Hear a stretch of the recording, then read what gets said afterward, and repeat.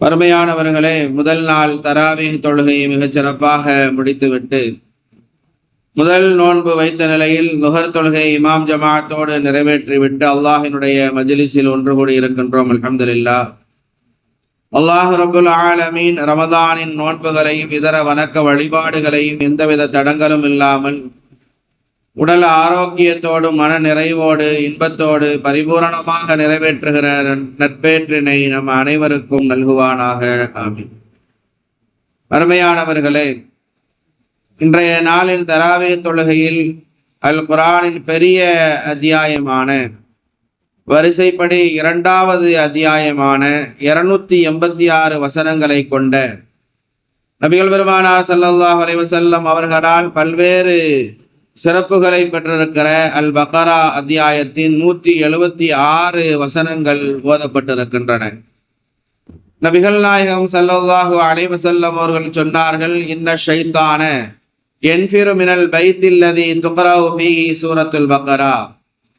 உங்கள் இல்லங்களை தொழுகை நடைபெறாத, குர்ஆன் ஓதப்படாத மண்ணறை குழிகளாக ஆக்கிவிடாதீர்கள். அல் பக்ரா என்னும் இரண்டாவது அத்தியாயம் ஓதப்படும் இல்லத்திலிருந்து வீட்டிலிருந்து ஷைத்தான் விரண்டோடி விடுகிறான் என்பதாக நபிகள் பெருமானார் ஸல்லல்லாஹு அலைஹி வஸல்லம் அவர்கள் சொன்ன இந்த செய்தி முஸ்லிம், திருமதி அஹமது போன்ற கிதாபுகளில் பதிவு செய்யப்பட்டிருக்கிறது. சூரா அல் பக்ரா அத்தியாயத்தின் துவக்க வசனங்களில் அல்லாஹ் ரப்புல் ஆலமீன் இறை நம்பிக்கை கொண்ட மக்களின் பண்புகளை கூறுவதோடு அவர்களின் சிறப்புகளையும் எடுத்து கூறி மாண்பு நிறைந்த அல் குர்ஆன் அவர்களிடத்தில் அவர்களை வழிநடத்துகிறது என்று சோபனம் கூறி ஈருலகிலும் அவர்களே வெற்றி பெற்றவர்கள் என்று உறுதிப்படுத்துகிறான். தொடர்ந்து முனாஃபிக்குகள், நயவஞ்சகர்கள் குறித்து பேசுவதோடு அவர்களிடம் காணப்பட்ட இறை விரோத பண்புகளையும் அடையாளப்படுத்துகிறான். அத்தகைய இறைவிரோத பண்புகளில் ஒன்றாக தாம் செய்த தவறை நியாயப்படுத்துவதை குறித்து பேசுகிறான். சூரா பக்ராவினுடைய அத்தியாயம் 11 மற்றும் 12வது வசனத்தில் அல்லாஹு தஆலா சொல்கிறான், வைதா கீல லஹும் லா துஃப்ஸிது ஃபில் அர்தி காலு இன்னமா நஹ்னு முஸ்லிஹூன். பூமியில் குழப்பத்தை உண்டாக்காதீர்கள் என்று அவர்களிடம் சொல்லப்பட்டால் நிச்சயமாக நாங்கள் தாம் சமாதானவாதிகள் என்று அவர்கள் சொல்கிறார்கள். அலா இன்னஹும் ஹுமுல் முஃப்ஸிதூன வலாக்கில்லா யஷ்உரூன். நிச்சயமாக அவர்கள் தாம் குழப்பங்களை உண்டாக்குகிறார்கள், ஆனால் அவர்கள் இதை உணர்ந்து கொள்வதில்லை என்பதாக இந்த இரண்டாவது அத்தியாயம் 11வது 12வது வசனத்தில் அல்லாஹு தஆலா குறிப்பிடுகிறார். மனிதராக பிறந்த எவருமே தவறுகளுக்கு அப்பாற்பட்டவர்கள் அல்ல. குல்லுபனி ஆதம ஹத்தாவுன். ஆதமுடைய மக்கள் அனைவர்களும் தவறிழைக்கக்கூடியவர்கள் தான். அந்த தவறு செய்தவர்களில் சிறந்தவர்கள் யார் என்றால், யார் அந்த தவறை உணர்ந்து அதிலிருந்து திருந்தி அதற்காக வருந்தி அல்லாஹ்விடத்திலே பாவ மன்னிப்பு கேட்டு அதிலிருந்து மீண்டு விடுகிறார்களோ அவர்கள்தான் சிறந்தவர்கள் என்பதாக நபிகள் பெருமானார் ஸல்லல்லாஹு அலைஹி வஸல்லம் அவர்கள் சொன்னார்கள். தவறு என்று உணர்ந்ததற்கு பிறகு அந்த தவறை ஒப்புக்கொள்ள தயாராக இருக்கிறோமா என்பது ஒரு இறை நம்பிக்கையாளனை மற்றவர்களிடமிருந்து வித்தியாசப்படுத்தும். நாம் செய்கிற தவறை நியாயப்படுத்தக்கூடியவர்களாக நாம் இருக்கக்கூடாது. நாம் ஒரு தவறு செய்துவிட்டோம் என்று சொன்னால் அது தவறு என்பதாக சுட்டி காட்டப்படுகிற போது அந்த தவறை ஏற்றுக்கொள்கிற மனோபக்குவம் நமக்கு வேண்டும். அப்படி ஏற்றுக்கொள்ள கூடிய அந்த மனோபக்குவம் நம்மிடத்தில் இல்லாத போது அது முனாஃபிக், நயவஞ்சகருடைய தன்மை என்பதாக அல்லாஹு தஆலா குறிப்பிடுகிறான். தவறு செய்பவர்கள் தான் செய்த அந்த தவறை ஒப்புக்கொண்டு மனந்திருந்தி வாழ வேண்டும். மனிதர்களில் இந்த வகையினர்கள் சிறப்புக்குரியவர்கள் என்பதாக அல்லாஹ் போற்றுகிறான். நோன்பு கடமையாக்கப்பட்ட ஆரம்ப காலம் அது. உமர் இப்னு கத்தாப் ரலியல்லாஹு தஆலா அன்ஹு அவர்களுடைய வாழ்வில் நடந்த நிகழ்வு. அந்த நோன்பு கடமையாக்கப்பட்ட அந்த ஆரம்ப காலகட்டத்தில் எப்படி அந்த நோன்பினுடைய தன்மை நிலை இருந்தது என்று சொன்னால், நோன்பு இல்லாத காலம் என்பது மகரிபு டு இஷா வரைக்கும் இருக்கிற அந்த நேரம்தான். மகரிபு டு இஷா என்பது எவ்வளவு ஒரு குறுகிய நேரம் என்பது நமக்கு தெரியும். ஒரு 1-1.5 மணி நேரம் இருக்குமா? அந்த 1 மணி நேரம் இருக்கிறது, அதுதான் நோன்பு காலத்தில் நோன்பு இல்லாமல் இருக்கிற அந்த கால சூழ்நிலை. அது இல்லாமல் அந்த இஷாவினுடைய வக்து வந்துவிட்டது என்று சொன்னால் நோன்பு ஆரம்பமாகிவிடும். எதுவரையிலும் அடுத்து மகரிபினுடைய தொழுகை வரைக்கும் நோன்பினுடைய சட்டத்திலேயே இருந்தாக வேண்டும். இது நோன்பினுடைய ஆரம்ப கால சூழ்நிலை. இப்படி இருக்கிற அந்த நிலையில் உமர் இப்னு கத்தாப் ரலியல்லாஹு தஆலா அன்ஹு தன்னுடைய வீட்டிற்கு செல்கிறார்கள். தன்னுடைய வீட்டில் மனைவியோடு ஒன்று கூடி விடுகிறார்கள். அது இஷாவினுடைய நேரத்திற்கு பிறகு நடந்தேறி விடுகிறது. இப்பொழுது தான் ஒரு தவறு செய்து விட்டார்கள். அந்த தவறை மறைக்க வேண்டும் என்று நினைக்கவில்லை உமர் இப்னு கத்தாப் ரலியல்லாஹு தஆலா அன்ஹு. அவர்களிடத்தில் இருந்த அந்த உள்ளச்சம், அவர்களுடைய உள்ளம் அதை உறுத்தியது.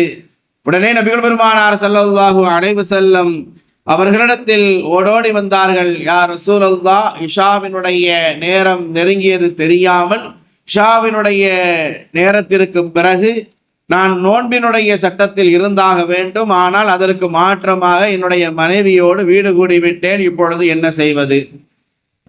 நபிகள் பெருமானார் ஸல்லல்லாஹு அலைஹி வஸல்லம் அவர்கள் சொன்னார்கள், நானாக சுயமாக எந்த ஒரு தீர்வையும் உங்களுக்கு கொடுத்து விட முடியாது. அதற்கு பகரம் என்ன என்பதை குறித்து அல்லாஹு தஆலா இதுவரைக்கும் அறிவித்து தரவில்லை என்கிற செய்தியை நபிகள் பெருமானார் ஸல்லல்லாஹு அலைஹி வஸல்லம் அவர்களும் சொல்லிவிட்டார்கள். தான் செய்துவிட்ட தவறை உணர்ந்த உமர் இப்னு கத்தாப் ரலியல்லாஹு தஆலா அன்ஹு அவர்கள் நெருக்கடிக்கு உள்ளானார்கள். அல்லாஹ்விடத்தில் மன்றாடினார்கள், அழுது புலம்பினார்கள். உடனே அல்லாஹ் சுப்ஹானஹு தஆலா வசனத்தை இறக்கி அருளினான். நபிகள் பெருமானார் ஸல்லல்லாஹு அலைஹி வஸல்லம் அவர்களுக்கு சூரா பக்ராவினுடைய 187வது வசனத்தை அல்லாஹு தஆலா இறக்கி அருளினான். நோன்பு திறந்ததிலிருந்து சஹர் நேரம் வரை எல்லாவற்றிற்கும் அல்லாஹு தஆலா அனுமதி வழங்கினான். இந்த நேரத்தில் நாம் மேற்கொள்கிற இந்த சட்டம் இருக்கிறது, மகரிபு தொழுகையினுடைய நேரத்தில் நாம் நோன்பு திறந்து விட்டோம் என்று சொன்னால் அதற்கு பிறகு சஹர் நேரம் ஃபஜ்ரினுடைய பாங்கு சொல்வதற்கு முன்னால் வரைக்கும் நோன்பு இல்லாத ஒரு நிலையில் இருக்கிற இந்த சூழ்நிலை இருக்கிறதே, இது உமர் இப்னு கத்தாப் ரலியல்லாஹு தஆலா அன்ஹு அவர்களின் மூலமாக நமக்கு கிடைத்தது. உமர் இப்னு கத்தாப் ரலியல்லாஹு தஆலா அன்ஹு அவர்கள் செய்த ஒரு தவறு, அதை அவர்கள் உணர்ந்தார்கள். தான் தவறு செய்து விட்டோம் என்பதை அவர்கள் ஏற்றுக்கொண்டார்கள். மறைக்க வேண்டும் என்பதாக அவர்கள் எண்ணவில்லை. நபிகள் பெருமானார் ஸல்லல்லாஹு அலைஹி வஸல்லம் அவர்களிடத்தில் போய் அதை முன்வைத்தார்கள். அருமையானவர்களே, தன்னுடைய மனைவிக்கும் இறைவனுக்கு மட்டுமே தெரிந்த ஒரு தவறை ஒப்புக்கொண்டு நபிகள் பெருமானார் ஸல்லல்லாஹு அலைஹி வஸல்லம் அவர்களுக்கு முன்னால் வந்து நின்று அதற்கான பரிகாரத்தை வேண்டி நின்றார்கள் என்றால் அவர்களுடைய இதய தூய்மை எந்த அளவுக்கு இருந்திருக்கும் என்பதை நாம் கொஞ்சம் கவனத்தில் எடுத்து பார்க்க வேண்டும்.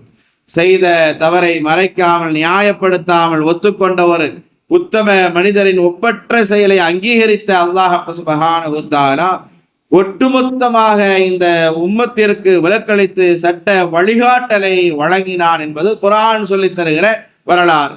வஹில்ல லக்கும் லைலத ஸியாமி ரஃபஸு இலா நிசாயிக்கும் ஹுன்ன லிபாசுல் லக்கும் வ அன்தும் லிபாசுல் லஹுன்ன. நோன்பு கால இரவு நேரத்தில் நீங்கள் உங்கள் மனைவியருடன் கூடுவது உங்களுக்கு அனுமதிக்கப்பட்டுள்ளது. அவர்கள் உங்களுக்கு ஆடையாகவும் நீங்கள் அவர்களுக்கு ஆடையாகவும் இருக்கிறீர்கள். ஃபஜ்ர் நேரம் வருகிற வரை உண்ணுங்கள், பருகுங்கள், நீங்கள் உங்களுடைய மனைவியோடு வீடு கூடுங்கள். அதற்கு பிறகு இரவு வரும் வரை நீங்கள் நோன்பை பூர்த்தி செய்யுங்கள் என்று அல்லாஹ் சுப்ஹானஹு வ தஆலா இந்த வசனத்தை இறக்கி வைத்தார். அருமையானவர்களே, அப்படியானால் நாம் ஒரு மனிதர்கள் அனைவர்களும் தவறு செய்யக்கூடியவர்கள் தான். முதலில் நாம் இங்கே கவனிக்க வேண்டியது, ஒரு தவறு செய்து விட்டோம், தவறு நடந்து விட்டது என்று சொன்னால் அந்த தவறை நாம் செய்தது தவறுதான் என்று ஏற்றுக்கொள்கிற பண்பு நமக்கு வேண்டும் என்பதை இது உணர்த்துகிறது. நாம் என்னுடைய மனம் எதை சரி என்பதாக சொல்கிறதோ அதை நான் சரி என்பதாகத்தான் சொல்வேன். என்னுடைய மனம் போன போக்கில்தான் நான் நடப்பேன். யார் என்ன சொன்னாலும் சரி, அது எனக்கு சரி என்பதாகப்படுகிறது என்பதனால் அதை தவறு என்பதாக நான் ஏற்றுக்கொள்ளவே மாட்டேன் என்கிற இருமாப்பில் இருக்கிற மக்களை அதிகமாக நாம் பார்த்து கொண்டிருக்கிறோம்.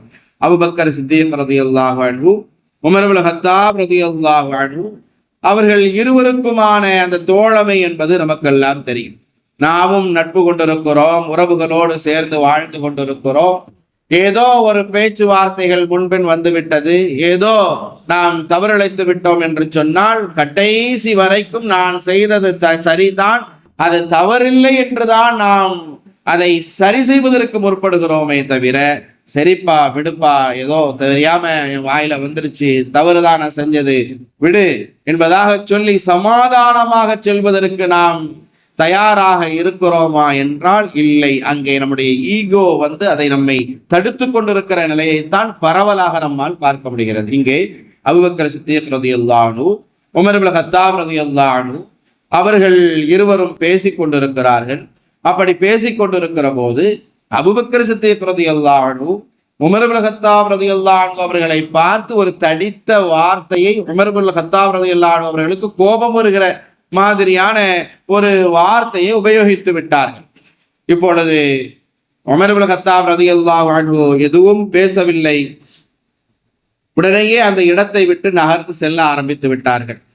இப்போ அபூபக்கர் சித்தீக் ரலியல்லாஹு அன்ஹு அவர்கள் யோசிக்கிறார்கள், என்னதான் இருந்தாலும் உமரை பார்த்து நாம் அந்த வார்த்தையை சொல்லி இருக்கக்கூடாது. உமரினுடைய உள்ளம் எவ்வளவு வலித்திருக்கும், அப்படி கஷ்டப்பட்டிருந்தால் அவர் நம்மிடத்தில் மறுவார்த்தை பேசாமல் திரும்பி செல்வார் என்கிற எண்ணம் வந்தபோது அங்கே அபூபக்கர் சித்தீக் ரலியல்லாஹு அன்ஹு தான் செய்தது தவறுதான் என்பதை முதலில் உணர்ந்தார்கள், ஏற்றுக்கொண்டார்கள். அந்த ஏற்றுக்கொள்கிற பக்குவம் தான் நம்மிடத்தில் இல்லாமல் இருக்கிறது. உமர் இப்னு கத்தாப் ரலியல்லாஹு அன்ஹு அவரிடத்தில் சென்ற அபூபக்கர் சித்தீக் ரலியல்லாஹு அன்ஹு உடனே மன்னிப்பு கேட்டார்கள். நம்மிடத்தில் இல்லாத தன்மையாகவும் இந்த மன்னிப்பு தான் இருக்கிறது. யாரும் யாரையும் மன்னிப்பதற்கு தயாராக இல்லை. ஆனால் நாம் செய்துவிட்ட தவறுகளை, நம்முடைய பாவங்களை அல்லாஹ் மன்னிக்க வேண்டும் என்பதாக எதிர்பார்க்கிறோம். நம்மோடு வாழுகிற நம்முடைய குடும்ப உறுப்பினர்களாக இருந்தாலும் சரி, நட்பு வட்டாரமாக இருந்தாலும் சரி, ஜமாத்தார்களாக இருந்தாலும் சரி, நாம் யாரும் மன்னிப்பதற்கு தயாராக இல்லை. இங்கே அபூபக்கர் சித்தீக் ரலியல்லாஹு அன்ஹு அவர்களிடத்தில் மன்னிக்கிற தன்மை மன்னிப்பு கேட்கிற அந்த தன்மை இருந்தது. அவர்கள் உமர் இப்னு கத்தாப் ரலியல்லாஹு அன்ஹு அவரிடத்திலே போய் மன்னிப்பு கேட்டார்கள். உமரே, என்னை மன்னித்துக் கொள்ளுங்கள், நான் அப்படி பேசி இருக்க கூடாது, என்னை மன்னியுங்கள். உமர் ரலியல்லாஹு அன்ஹு அவர்கள் கோபத்தினுடைய உச்சியில் இருந்ததின் காரணத்தினால் எதுவும் பேசாமல் தன்னுடைய வீடு வரைக்கும் சென்று விட்டார்கள். வீட்டுக்கு உள்ளேயே சென்றார்கள், கதவை தாளிட்டார்கள். கதவுக்கு வெளியே நிற்கிற அபூபக்கர் சித்தீக் ரலியல்லாஹு அன்ஹு கதவை தட்டினார்கள். உமரே, என்னை மன்னியுங்கள். உமரே, அஸ்ஸலாமு அலைக்கும் யா உமர், உமரே என்னை மன்னியுங்கள் என்பதாக சொன்னார்கள். அமைதியாக இருந்தார்கள் உமர் இப்னு கத்தாப் ரலியல்லாஹு அன்ஹு. பதில் சொல்லல. இப்ப அபூபக்கர் சித்தீக் ரலியல்லாஹு அன்ஹு மனம் உடைந்தவர்களாக, முகம் வாடிய நிலையில் நபிகள் பெருமானார் ஸல்லல்லாஹு அலைஹி வஸல்லம் அவர்களுடைய சன்னிதானத்தில் அமர்கிற போது அபூபக்கர் சித்தீக் ரலியல்லாஹு அன்ஹு அவருடைய முகவாட்டத்தை பார்த்த நபிகள் பெருமானார் ஸல்லல்லாஹு அலைஹி வஸல்லம், என்ன அபூபக்கரே, உங்களுடைய முகம் வாடி இருக்கிறது, என்ன நடந்தது? உமரை பார்த்து நான் இந்த வார்த்தையை சொல்லிவிட்டேன், அதுதான் என்னுடைய மனம் கனமாக இருக்கிறது, அவரிடத்தில் மன்னிப்பு கேட்டேன், அப்படியும் அவர் பேசாமல் சென்று விட்டார் என்று சொல்லி நிற்கிற அந்த நேரத்தில் அங்க உமர் இப்னு கத்தாப் ரலியல்லாஹு அன்ஹு அவருடைய உள்ளம் உறுத்துகிறது. எத்தனை தடவை அந்த அபூபக்கர் நம்மிடத்தில் மன்னிப்பு கேட்டார், நாம் பேசாமல் வந்துவிட்டோமே. என்னதான் இருந்தாலும் நம்மை விட ஒரு மூத்த நபித்தோழர் அல்லவா அபூபக்கர் சித்தீக் ரலியல்லாஹு அன்ஹு, அவர்களை உடனே நாம் மன்னித்து விட்டேன் என்று நாம் சொல்லியிருக்க வேண்டுமே என்பதாக சொல்லி வேகமாக அதே நபிகள் பெருமானார் ஸல்லல்லாஹு அலைஹி வஸல்லம் அவருடைய சமூகத்திற்கு உமர் இப்னு கத்தாப் ரலியல்லாஹு தஆலா அன்ஹு அவர்களும் அமர்கிறார்கள்.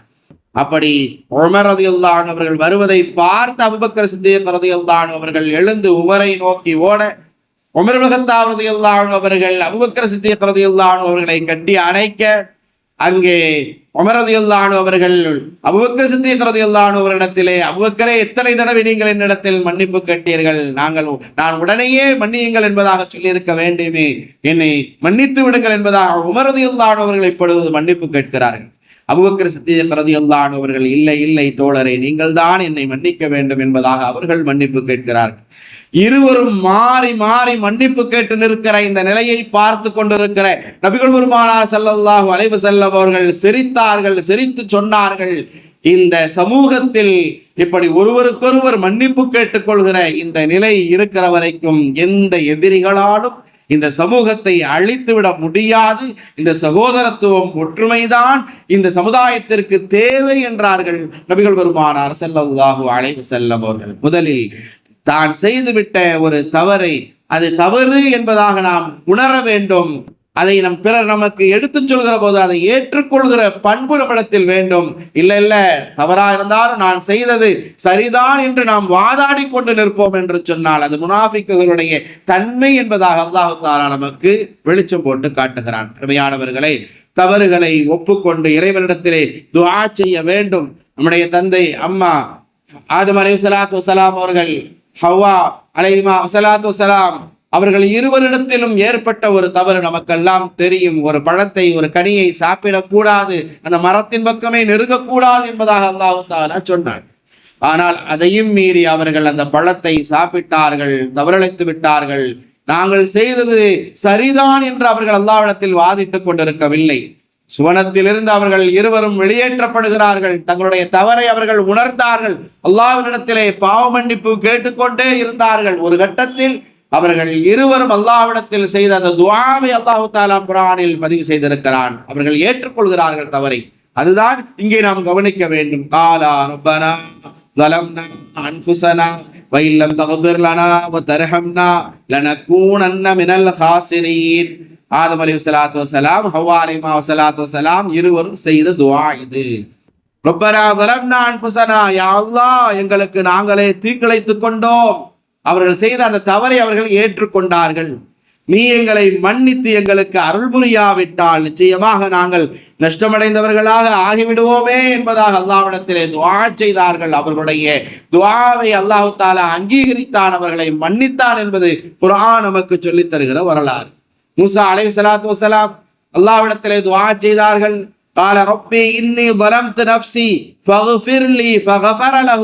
யா அல்லாஹ், நிச்சயமாக நான் எனக்கே தீங்கிழைத்துக் கொண்டேன். அவர்கள் மீதே அவர்கள் பழியை போட்டுக் கொள்கிறார்கள். எனக்கே நான் தீங்கிழைத்துக் கொண்டேன், நான் செய்தது தவறுதான் என்பதாக முதலில் ஏற்றுக்கொள்கிறார்கள். நீ என்னுடைய குற்றத்தை மன்னிப்பாயாக என்று பிரார்த்தித்தார்கள். ஆகவே இறைவனும் அவருடைய குற்றத்தை மன்னித்து விட்டான். இன்னஹு வல் கஃபூருர் ரஹீம், ஏனென்றால் நிச்சயமாக அவன் மிக்க மன்னிப்பவனும் கிருபை செய்பவனுமாக இருக்கிறான் என்பதாக குர்ஆனினுடைய 28வது அத்தியாயம் 16வது வசனத்தில் அல்லாஹ் தஆலா சொல்கிறான். நபி யூனுஸ் அலைஹிஸ்ஸலாத்து வஸ்ஸலாம் அவர்களுடைய வரலாறு நமக்கெல்லாம் தெரியும். மீனினுடைய வயிற்றில் அவர்கள் சிக்கிக் கொள்கிறார்கள் ஒரு கட்டத்தில். அப்பொழுது அவர்கள் செய்த அந்த பிரார்த்தனை அல்லாஹ் தஆலா குர்ஆனில் பதிவு செய்திருக்கிறான். என்ன பிரார்த்தனை செய்தார்கள்? லா இலாஹ இல்லா அன்ட சுப்ஹானக இன்னி குன்து மினல் ஸாலிமீன்.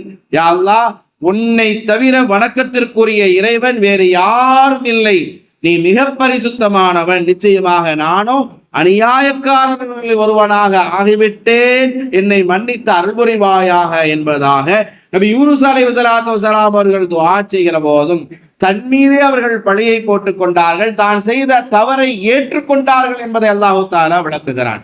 அப்படியானால் நாம் ஒரு தவறை செய்து விட்டோம் என்று சொன்னால், ஒரு தவறு என்பதாக சுட்டி காட்டப்படுகிற போது நம்மை நாம் யோசித்து பார்க்க வேண்டும். நாம் செய்தது தவறுதான் என்று ஏற்றுக்கொள்கிற அந்த பண்பு நம்மிடத்தில் வேண்டும். அது தவறாக இருக்கும் பட்சத்தில் அதை ஏற்றுக்கொள்கிற பண்பு யாரிடத்தில் இருக்கும்? முஃமின்களிடத்தில், முஸ்லிம்களிடத்தில் இருக்கும். அந்த ஏற்றுக்கொள்கிற பண்பு ஒருவனிடத்தில் இல்லை என்று சொன்னால் அவன் நயவஞ்சகன், முனாஃபிக் என்பதாக குர்ஆன் அடையாளப்படுத்துகிறது. அருமையானவர்களே, நாம் ஒரு தவறு செய்து விட்டால் அதை நியாயப்படுத்தக்கூடாது, ஒத்துக்கொள்ள வேண்டும் என்கிறது மார்க்கம். செய்த தவறை நியாயப்படுத்துபவனுக்கும் ஒத்துக்கொள்ளாதவனுக்கும் உதாரணமாகிறது. நபிகள் பெருமானார் ஸல்லல்லாஹு அலைஹி வஸல்லம் அவர்கள் சொன்னார்கள், இன்னல் முஃமின யர ذுனூபஹு கஅன்னஹு காயிதுன் தஹத ஜபலி யகாஃபு அன் யகா அலைஹி.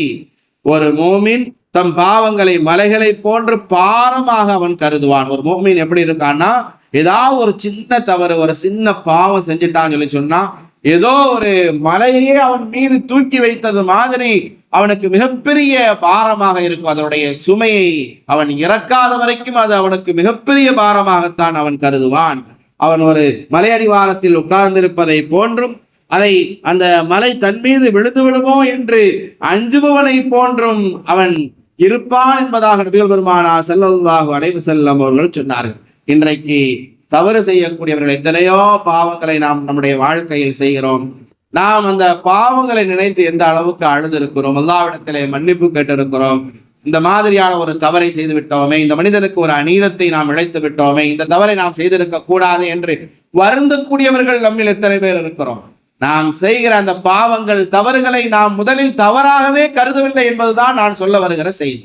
ஒரு பாவத்தை நம்ம ஒரு பாவம் நினைச்சாதானே அல்லாஹ் இடத்துல மன்னிப்பு கேட்போம். இந்த தவறை நம்ம செஞ்சிருக்க கூடாது, இந்த மனிதனுக்கு நாம் அநீதம் இழைத்திருக்க கூடாது, இந்த மனிதனிடத்துல நாம் கடினமா இப்படி நடந்திருக்க கூடாது என்கிற அந்த குற்ற உணர்வு முதல்ல நமக்கு வரணுமா வேண்டாமா? அப்படி வந்தால்தானே அவரிடத்தில் போய் இணைவோம். அப்படி வந்தால்தானே அந்த குற்ற உணர்வு, அந்த தவறு செய்து விட்டோம் என்கிற அந்த எண்ணம் இருந்தால்தானே அல்லாஹ்வினுடைய சன்னிதானத்தில் அமர்ந்து அழுது அழுது துவா கேட்போம். யா அல்லாஹ், நான் செய்தது பாவம் தான், யா அல்லாஹ் அதை மன்னிச்சிரு யா அல்லாஹ் எப்பொழுது நாம் துவா கேட்போம், எப்பொழுது அல்லாஹ்விடத்திலே பாவ மன்னிப்பு கேட்போம்.